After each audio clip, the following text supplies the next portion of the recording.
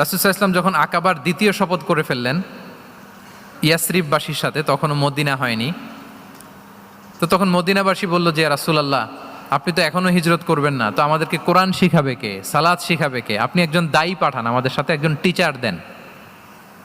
রাসূল সাল্লাল্লাহু আলাইহি ওয়াসাল্লাম তখনও মদিনাতে হিজরতে যাননি, আমাদের সাথে একজন দায়ী পাঠাবেন।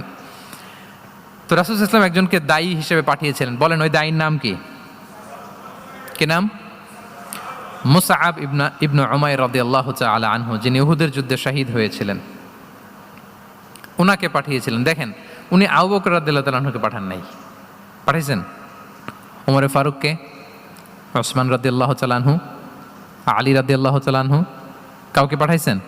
কারে পাঠালেন? মুসআবকে। এর কারণ হচ্ছে উনি দেখতে খুব স্মার্ট ছিলেন, খুব ড্যাশিং ফেসের অধিকারী ছিলেন, এলিট ফ্যামিলি, মক্কার এলিট ফ্যামিলির একজন যুবক ছিলেন, এবং উনি